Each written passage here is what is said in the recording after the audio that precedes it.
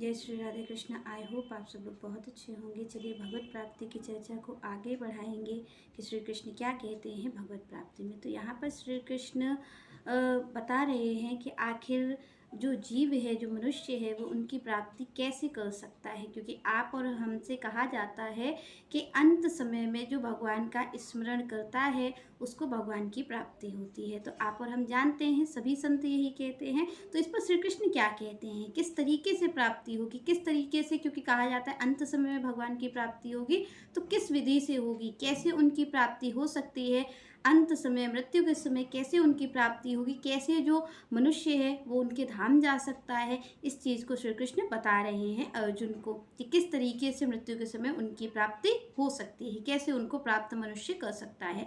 तो यहाँ पर श्री कृष्ण कहते हैं, प्रयाण काले मनसा चलेन भक्तया युक्तो योग बलेन चैव भ्रुवो मध्ये प्रणाम वेश्य सम्यक स तम परम पुरुषो उपेति दिव्यम। यहाँ पर भगवान ने कहा प्रयाण काले, प्रयाण काले मतलब मृत्यु के समय। यहाँ पर श्री कृष्ण कह रहे हैं सबसे पहले क्या, प्रयाण काले, प्रयाण काले मनसा चलेन भक्तियो युक्तो योग बलेन चैव। भगवान यहाँ पर कह रहे हैं भाई प्रयाण काले यानी मृत्यु के समय। तो भगवान यहाँ पर कह रहे हैं कि अगर मृत्यु के समय कोई जीव, यहाँ पर भगवान ने कहा मन साचलेन मतलब मन से, अविचलित भाव से, मतलब ये नहीं हो कि आपका मन कहीं और लगा हो। भगवान कह रहे हैं प्रयाण काले मन साचलेन भक्तया युक्तो योग बलेन चैव। यहाँ पर भगवान कह रहे हैं कि अगर कोई मेरा भक्त है, कोई मनुष्य है, वो अविचलित भाव से मृत्यु के समय मेरा स्मरण करता है, तो भगवान कहते हैं उसे मेरी प्राप्ति होगी। आगे यहाँ पर श्री कृष्ण का योग बलेन चैव भ्रुवो मध्ये प्रणमावेश्य सम्यक स तम परम पुरुषो उपेति दिव्यम। यहाँ पर भगवान कह रहे मेरे दिव्य धाम को कौन पाएगा।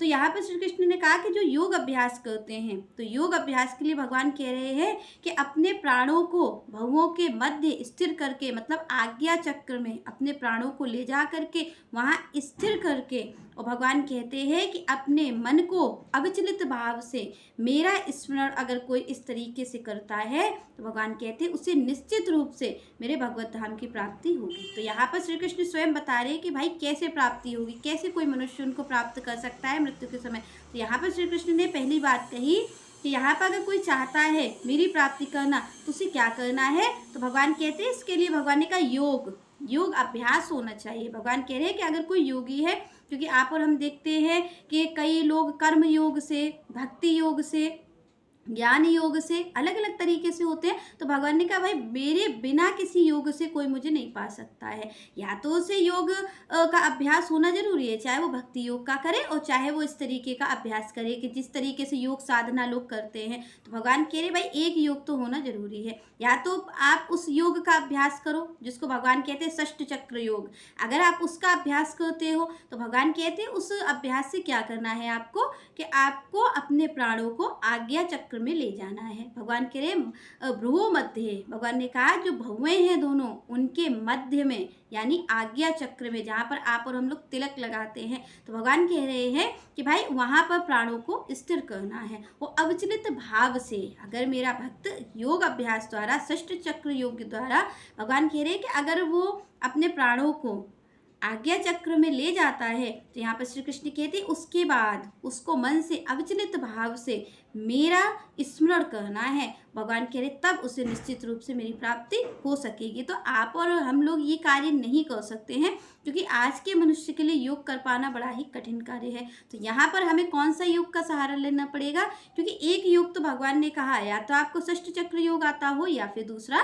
भक्ति योग। तो आपके हमारे लिए क्या है, भक्ति योग। तो यहाँ पर अगर आप और हम कृष्ण भावनामृत हैं, भगवान की भक्ति में लगे हुए हैं, जो हमें संतों ने बताया है, जो निर्देश करते हैं संत, अगर उस तरीके से आप और हम चल रहे हैं तो हमारे लिए ये काम आसान हो जाता है, क्योंकि हमें फिर ये योग पद्धति अपनाने की जरूरत नहीं है। हम सेवा से, क्योंकि भगवान क्या कह रहे हैं भाई मेरा स्मरण करना है। कैसा करना है, अविचलित भाव से। ऐसा नहीं हो कि आपका मन उस वक्त भी एकाग्र ना हो। भगवान ने कहा अविचलित मतलब एकाग्र मन से। भगवान यहाँ पर कह रहे हैं कि कोई मृत्यु के समय एकाग्र मन से मेरा स्मरण करता है तो उसे निश्चित रूप से मेरे भगवत धाम की प्राप्ति होगी। तो यहाँ पर भगवान ने कहा मेरा स्मरण करता है, तो यहाँ पर आपको हमें अभ्यास करना पड़ेगा, क्योंकि बिना अभ्यास के भगवान का स्मरण हो ही नहीं सकता। तभी भगवान ने कहा कि एक ना एक योग का आपको हमें सहारा लेना पड़ेगा। अभ्यास तो आपको और हमें उन्हें स्मरण करने का करना पड़ेगा, क्योंकि यहाँ पर संतों ने कहा है कि बार बार मुनि यतन कराई अंत राम के आवत नाही। तो ये बड़ी कठिन चीज़ है कि अंत समय में भगवान का स्मरण हो जाए, क्योंकि बड़े बड़े संतों का अनुभव रहा है, बड़े बड़े संतों के मुख से भी भगवान का स्मरण नहीं हुआ, उनको भी भगवान का नाम अंत समय में नहीं निकला, उनके मन ने भी भगवान का चिंतन नहीं किया, जो कि बड़े बड़े ऋषि हुए। क्योंकि जो मृत्यु के समय स्थिति होती है वो बड़ी ही कठिन होती है। मृत्यु के समय हमारा पूरा जो जीवन होता है वही चीज़ें हमारे सामने आने लग जाती हैं, तो जो जीव होता है, जो मनुष्य होता है, वो भयभीत हो जाता है। तो भयभीत होने के कारण उसको ये लगता है कि मुझे जो सामने लोग दिख रहे हैं ये मेरी रक्षा कर लेंगे, तो वो उनकी ओर भागता है, बचने का प्रयास करता है कि ये जो मृत्यु है ये मुझे ना आए। तो इससे बचने का प्रयास करते हैं आप और हम लोग। और आप देखते हैं मृत्यु के समय क्या होता है कि कोई बोल भी नहीं पाता है, तो जो सारी क्षमता होती है शरीर की वो खत्म हो जाती है। मन जो होता है वो मन कैसा हो जाता है, वो विचलित हो ही जाता है। पर भगवान ने यहाँ कहा कि भाई विचलित होना नहीं चाहिए, एकाग्र मन से करना है। पर मृत्यु के समय मन एकाग्र होगा कैसे? जब आपका हमारा अभ्यास होगा श्री कृष्ण को याद करने का, उनको स्मरण करने का। अगर आप और हम निरंतर, यहाँ पर तभी भगवान ने पहले ही कहा कि अभ्यास, यहाँ पर श्री कृष्ण कहते हैं कि भाई मुझे याद करने का, मेरा स्मरण करने का जीव को निरंतर अभ्यास होना चाहिए। क्योंकि आप और हम लोग कोई चीज़ कब कर सकते हैं? जिसका हमें अभ्यास होगा।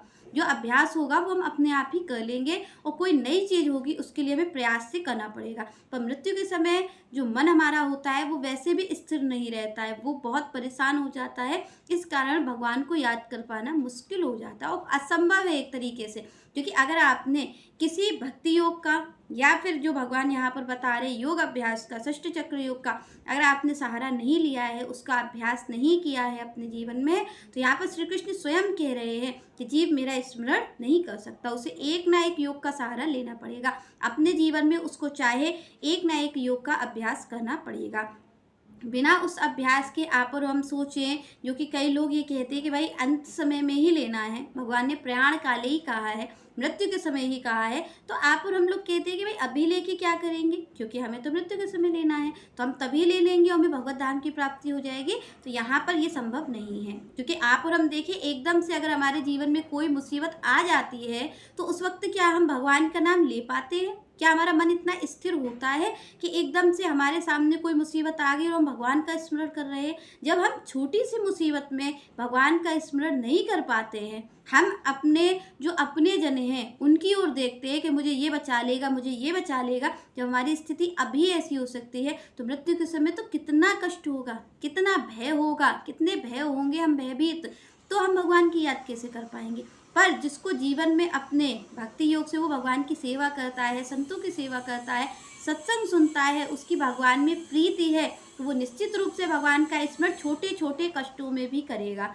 जो छोटे छोटे कष्टों में भी संसार की ओर ना देख करके श्री कृष्ण की ओर देखता है, वो निश्चित रूप से अगर उस पर बहुत बड़ा कष्ट, मृत्यु का भी कष्ट आएगा, तो भी वो भगवान की ओर ही देखेगा, क्योंकि उसको अभ्यास है। क्योंकि आप और हमने जैसे कि आप देखिए एक छोटा बच्चा होता है, उस पर कोई कष्ट आए तो वो किसकी ओर देखता है? वो किसी रिश्तेदार की ओर नहीं देखेगा, वो अपनी सामर्थ्य भी नहीं लगाएगा, वो अपने माँ बाप की ओर देखता है कि ये माँ बाप है, ये मेरी रक्षा करेंगे। ऐसे ही जो भक्त होता है वो कभी भी किसी और की ओर नहीं देखेगा, कभी भी संसार की ओर नहीं देखेगा कि मुझ पर आज ये कष्ट आया है तो संसार मेरी रक्षा कर लेगा। वो जानता है कि ये जो संसार है ये भगवान का ही रचाया हुआ है, ये मेरी सामर्थ्य जो मुझ पे कष्ट आया है वो संसार की सामर्थ्य नहीं है बचाने की। कौन रक्षा करेगा इस वक्त, कौन इससे बचाएगा? उससे स्वयं भगवान ही बचा सकते हैं। तो भक्त हमेशा भगवान की ओर देखता है। अगर आप और हमारे जीवन में अभ्यास है कि हमारे जीवन में कोई कष्ट आता है तो हम किसी और की ओर नहीं देखते, हम केवल और केवल श्री कृष्ण की ओर देखते हैं,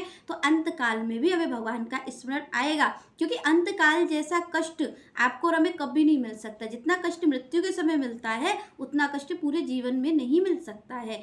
तब हमें, अगर हम छोटे छोटे कष्टों में भगवान की स्मृति करते हैं, तो हमें निश्चित से रूप है कि जब सबसे बड़ा कष्ट मृत्यु का आएगा तब भी हम भगवान का स्मरण कर सकते हैं। तो इसके लिए अभ्यास करना चाहिए। अगर आपने अपने जीवन में संसार की ओर ही देखा है, अपने रिश्तेदारों की ओर कि ये मेरी रक्षा कर लेंगे, ये मुझे बचा सकता है, मैं अपने प्रयास से अपने आप को बचा सकता हूँ, तो निश्चित रूप से अंत समय में भी आप अपना ही प्रयास लगाएंगे या फिर आप अपने जो अपने जन हैं उनकी ओर ही देखेंगे। पर अपने तो केवल और केवल श्री कृष्ण ही हैं। श्री कृष्ण की ही सामर्थ्य है जो कि आपको वो मृत्यु के भी भय से मुक्त कर सकते हैं, क्योंकि यहाँ किसी की भी सामर्थ्य नहीं है, क्योंकि सब उस आवागमन के अधीन हैं। एक श्री कृष्ण ही हैं जो इस जन्म मरण के चक्र से मुक्त हैं, वो हर चीज़ों से मुक्त हैं। तो जो मुक्त है वही इस भय को दूर कर सकता है। यहाँ पर भगवान ने कहा भाई अगर कोई इस प्रक्रिया से चलता है वो ही भगवत धाम को प्राप्त कर सकता है, वही श्री कृष्ण की प्राप्ति कर सकता है।